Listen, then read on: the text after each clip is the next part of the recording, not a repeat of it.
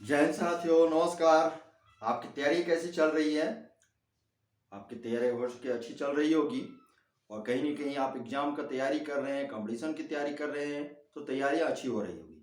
तो इसी अच्छे होने के क्रम में आज हम लोग झारखंड में जनजातीय आंदोलन के अंतर्गत जो राष्ट्रीय आंदोलन से अर्थात भारतीय स्वतंत्रता आंदोलन में शामिल होकर राष्ट्रीय आंदोलन के धुन में शामिल होकर जो जनजातीय द्वारा चलाया गया आंदोलन था, एक तरह से वो आंदोलन था टाना भगत आंदोलन। साथियों, आप देख रहे हैं अपना YouTube channel Krishna sir GS knowledge में। जैसा कि आप जानते हैं, टाना भगत आंदोलन जो है 1914 ईस्वी में प्रारंभ हुई थी। और टाना टाना का अर्थ क्या होता है? तो टानना या खींचना। टाना भगतों जो अपनी गिरी हुई स्थिति थी उसको टान कर, खींच कर, उखाड़ कर फेंकना था और अपनी नई उन्नत अवस्था को फिर से स्थापित करना इनका मूल धारणा था। तो अपनी स्थिति को बेहतर बनाने के लिए इन्होंने आंदोलन प्रारंभ किया। दरअसल यह आंदोलन धार्मिक, सामाजिक, सांस्कृतिक गतिविधियों के अंतर्गत हुई और अपनी अवस्था को फिर से सुधारने की ओर रही। ऐसे ही आंदोलन को जो जतरा भगत द्वारा प्रारंभ किया गया आंदोलन था उसे टाना भगत आंदोलन कहा जाता है। तो टाना भगत आंदोलन, जैसे कि नाम से ही आप जान रहे हैं, इस आंदोलन का नेतृत्व करता जतरा भगत थे और 21 अप्रैल 1914 ईस्वी में प्रारंभ हुआ था। तो देखिए टाना भगत, तो टाना भगत पहले तो टाना उरांव थे, चूंकि उरांव जनजातियों द्वारा प्रारंभ किया गया था। तो उरांव चूंकि जतरा जतरा उरांव जनजाति से बिलोंग करते थे और जतरा भगत का जन्म अगर देखा जाए, यह जतरा उरांव का जन्म तो 2 अक्टूबर 1888 ईस्वी में हुई। कहाँ? तो देखिए गुमला जिले के विशुनपुर प्रखंड के चिंगरी नावा डोली गांव में हुआ था। पूछा जा सकता है आपका एग्जाम में। और ये तो जन्म स्थान हुई इनकी। इनके पिता जी अगर कहा जाए, इनके पिता जो हैं, इनके पिताजी जो हैं, इनका नाम था कोहरा भगत, माता जी का नाम लिवरी भगत और उनकी पत्नी का नाम था बुधनी भगत। दरअसल यह आंदोलन एक सांस्कृतिक धार्मिक आंदोलन के रूप में प्रारंभ हुई थी और इस आंदोलन को स्वरूप के रूप में, अगर उद्देश्य के रूप में एक तरह से एक लाइन की अवस्था में अगर समझे, तो कहीं ना कहीं अपनी स्वशासन स्थापित करना चाह रहे थे, समाज में फैली हुई कुरीतियों को दूर करके। तो यह आंदोलन का रूप रहा था। तो देखिए यह आंदोलन प्रारंभ में तो कुड़ुक धर्म आंदोलन के नाम से इसे जाना जा रहा है। जब यह प्रारंभ हुआ था, चूंकि उरांव जनजातियों द्वारा जो बोली बोली जाती है कुड़ुक, आप जैसे जानते हैं, तो यह कुड़ुक या उरांव जनजातियों का मूल धर्म था। और आंदोलन का प्रारंभ ही दरअसल ये धार्मिक आर्थिक कारणों के रूप में अगर देखा जाए एक तरह से शुरू हुई थी। तो यहाँ एक दंत कथा भी जतरा भगत के विषय में मिलता है। वो क्या है? तो देखिए ऐसा बतलाया जाता है दंत कथाओं में, जो गीतों में होंगी, ऐसा बड़े बुजुर्गों के द्वारा अपने आने वाले पीढ़ियों को सुनाया जाता रहा होगा। उसी दंत कथाओं में ये बातें आई थी कि जतरा उरांव जब हिसाक गांव के, ध्यान रखिएगा ये आपसे एग्जाम से पूछा जा सकता है, जतरा उरांव हिसाक गांव के तुरिया भगत से ओझामती की शिक्षा ले रहे थे, प्रशिक्षण ले रहे थे। आज भी गांव देहातों में ओझामती होती है, आप जैसे जानते हैं। तो उसी का वो एक तरह से प्रशिक्षण ले रहे थे। उसी समय अचानक 1914 ईस्वी में उसमें आत्मबोध हुआ, आत्मज्ञान की शुद्धि हुई। ऐसा उनको फील हुआ और उन्होंने अनुभव किया कि मुझे क्या हो गया, आत्मज्ञान हो गए हम, अर्थात आत्मज्ञान की प्राप्ति मुझे हुई है। तब से वे जतरा उरांव से जतरा भगत कहे जाने लगे और अपनी स्थिति को सुधारने के लिए इन्होंने एक मूवमेंट चलाया जो 21 अप्रैल 1914 ईस्वी में क्या हुआ, प्रारंभ हुआ। अब देखिए, अब कोई भी आंदोलन चल रही है तो सबसे पहले वो अपने समाज में फैली हुई कुरीतियों को ही दूर करना चाहेंगे। लेकिन यहाँ हम लोग देखेंगे आंदोलन प्रारंभ होने का कारण। तो देखिए कारण क्या है? तो उसमें अंग्रेज झारखंड में ही नहीं पूरे भारत में बहुत तरह से प्रताड़ित करके यहाँ पे राज तो कर ही रहे थे। तो खासकर अंग्रेजों द्वारा इन जनजातियों पे शोषण कर रहे थे, अत्याचार कर रहे थे। यहाँ के जमींदारों के द्वारा भी अत्याचार किया जा रहा था इन जनजातियों का। और उसमें उद्देश्य के रूप में एक तरह से देखा जाए तो समाज में अंधविश्वास, कुरीतियां आदिवासियों में इतनी फैली हुई थी कि उन आदिवासियों को सही रास्ता दिखलाने के लिए, कहीं ना कहीं एक नया मार्ग दिखाने की ये कोशिश किए। यही क्रम में आप देखेंगे जतरा भगत ने एक घोषणा किया। उसने घोषणा क्या किया? बोला कि धर्मेश अर्थात ईश्वर ने उन्हें जनजातियों का नेतृत्व करने का बीड़ा उठाने को कहा है। यानी जनजातियों को उत्थान कैसे हुआ, इसका काम किनको सौंपा है? जतरा भगत को सौंपा है। उन्होंने क्या किया, आदिवासियों को संगठित करना प्रारंभ किया। संगठित ही नहीं किया, उनके लिए एक आचार संहिता भी तैयार किया, एक नियम कानून लागू किया। क्या नियम कानून लागू किया? बोला कि केवल उरांव देवता धर्मेश की उपासना किया जाए। बोला कि उरांव देवता जो धर्मेश है, ईश्वर है, उन्हीं की ही पूजा करना है। अर्थात एकेश्वरवाद की संकल्पना को इन्होंने व्यक्त किया।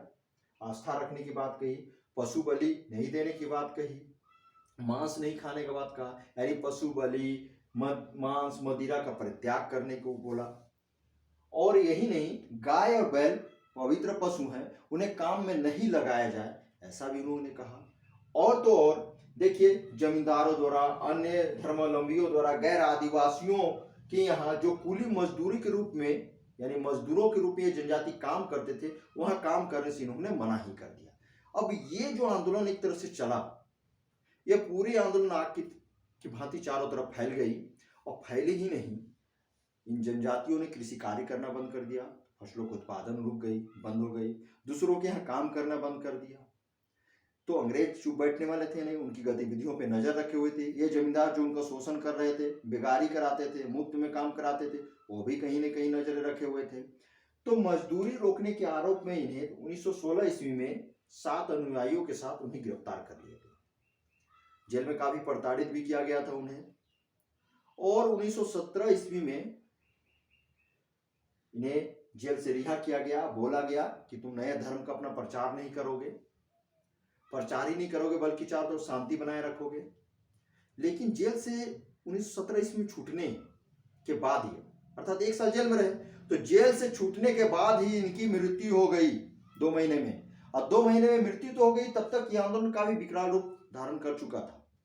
अब मृत्यु होने के कारण है कि जेल में इसको काफी प्रताड़ित किया गया था। यही नहीं, अब देखिए, जब ये आंदोलन चल रहा था तो इस आंदोलन का रूप बढ़ते जा रहा था, क्षेत्र भाई अर्थात एरिया वाइज बढ़ते जा रही थी। ऐसे में हम लोग देखेंगे इस आंदोलन के प्रचार प्रसारक जो थे, तो कहाँ कहाँ थे, कि कौन कौन थे। तो देखिए, देवमनिया भगत एकमात्र महिला थी जो सिसई थाना क्षेत्र के बभुरी गांव के निवासी थी। ये कहीं न कहीं इनके समकालीन रहे थे। फिर बलराम भगत देख रहे हैं हम लोग, ये घाघरा क्षेत्र के बिल गाड़ा निवासी थे।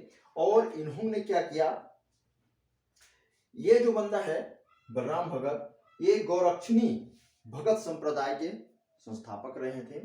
फिर देख रहे हैं हम लोग भिखू भगत, ये विष्णुपुर थाना क्षेत्र के उरावा गांव के निवासी थे। इन्होंने विष्णु संप्रदाय देख रहे हैं, विष्णु भगत संप्रदाय के संस्थापक रहे। अब यह देखिए, ये है शिबू भगत, ये मांडा क्षेत्र के रहने वाले थे। तो कहीं न कहीं बहुत सारे लोग इनसे जुड़े हुए थे और इस आंदोलन को आगे बढ़ाने में लगे हुए थे। लेकिन क्या है कि शिबू भगत जो मांडा क्षेत्र के निवासी थे, जिसका नेतृत्व ये प्रचार प्रसारक कर रहे थे, इन्होंने सभी ताना भगतों को बोला कि आप मांस खा सकते हो। चूंकि पहले तो जतरा भगत ने मांस खाना मना किया था, शराब पीना मना किया था, तो यहाँ मांस खाने की इन्होंने आज्ञा दे दी। अब मांस खाने के नाम पे देखेंगे टाना भगत 2 वर्गों में बैठ गए, एक अरुआ भगत, दूसरा जुलाहा भगत। तो अरुआ भगत शाकाहारी थे, जुलाहा भगत मांसाहारी थे। साफ पता चल रहा है कि जो शाकाहारी है वो क्या थे, अरुआ भगत कहला रहे थे, और मांसाहारी जो मांस खाते थे वो जुलाहा कहला रहे थे। लेकिन इसे अरुआ भगत क्यों कहा जा रहा था? तो शाकाहारी वाले जो अरुआ भगत को अरुआ चावल खाते थे, इसलिए उनको अरुआ भगत कहा जाता था। ये तो बात हो गई। अब यहाँ क्या हुआ, धीरे धीरे आप देखेंगे आंदोलन की सक्रियता बढ़ती गई। और जब ये आंदोलन का रूप रांची से होते हुए पलामू के क्षेत्र तक भी फैल गया, तो पलामू के राजा से उरांव जनजातियों ने या टाना भगतों ने 4 सूत्री मांगे रखी। अब 4 सूत्री क्या मांगे रखी, तो उन्होंने कहा कि हमें स्वशासन का अधिकार दिया जाए। क्या का अधिकार दिया जाए? स्वशासन का अधिकार दिया जाए, और राजा का पद को समाप्त कर दिया जाए, समानता का अधिकार दिया जाए, भूमि जो ईश्वर प्रदत्त है, ईश्वर की देन है, तो उसमें कर क्यों लगाया जाए, कर नहीं लगाना चाहिए। ये सभी मांगों को रखा गया। लेकिन राजा तो राजा ही होता है ना, क्यों मानेंगे इनकी मांगों को? उन्होंने इन टाना भगतों की मांगों को अस्वीकार कर दिया। फिर भी आंदोलन रुका नहीं, आंदोलन चलता रहा।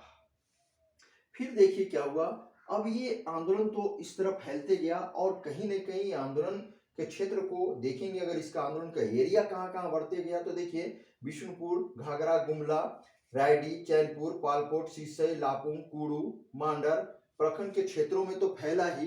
दूसरे राज्यों की की बात करें तो छत्तीसगढ़ कहाँ, सरगुजा में भी ये फैल गया। अब देखिए ये आंदोलन के अंतर्गत तो काफी तीव्र गति से बढ़ रही थी और इनका नेतृत्वकर्ता भी बढ़ते जा रहे थे। ऐसे में आप देखेंगे मार्च 1919 ईस्वी में छोटानागपुर प्रमंडल में, जहां पे आज हम लोग रहते हैं छोटानागपुर प्रमंडल है, तो छोटानागपुर प्रमंडल में शिबू भगत हो गया, फिर देखेंगे माया भगत हो गया, सुकरा भगत, सिंहा भगत और देविया भगत को अंग्रेजों ने यानी अंग्रेजी पुलिस ने गिरफ्तार कर लिया और उन्हें सजा दी गई। लेकिन आंदोलन यहाँ रुका नहीं, आंदोलन बढ़ता ही गया। क्यों?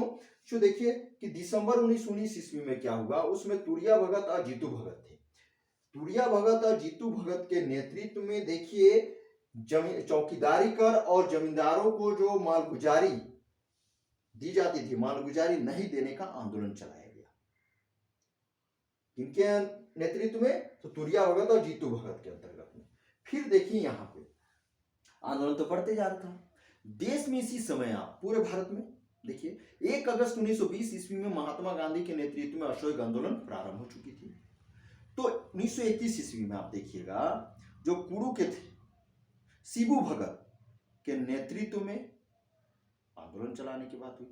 तो यह क्या हुआ कि शिबू भगत के नेतृत्व में असहयोग आंदोलन के दौरान वे राष्ट्रीय आंदोलन से जुड़ गए, क्योंकि देश में स्वतंत्रता आंदोलन चल रही थी, उससे जुड़ गया। तो यहाँ पे एक चीज है क्या कि धीरे धीरे जैसे ये धार्मिक आंदोलन के रूप में चल रहा था, कोई भी धर्म के नाम पे आंदोलन बहुत ज्यादा दिन तक चलती नहीं है, वो मंद पड़ते जा रहा था। ऐसे में टाना भगतों ने अपने आंदोलन को राजनीतिक रूप दे दिया और राजनीतिक रूप देने के कारण क्या हुआ, कुछ समय असहयोग आंदोलन देश में चल रही थी, अंग्रेजों को के साथ असहयोग करने की बातें चल रही थी, तो उसमें असहयोग किया जा रहा था। जैसे कि आप शराब के दुकानों में धरना देना है, प्रदर्शन देना करना है, सत्याग्रह करना है, ये सारे चल रहे थे। तो कहीं न कहीं टाना भगतों में उसमें शामिल हो गया। और टाना भगत इसमें शामिल ही नहीं हुआ, बल्कि आप देखेंगे ना कि टाना लोग जैसे खतर हुआ, गांधी टोपी पहनने लगे और यही नहीं शंख तो बजा रहे थे, घंटी बजाते हुए कहते थे टाना बाबा टाना। क्या कहते थे? टाना बाबा टाना।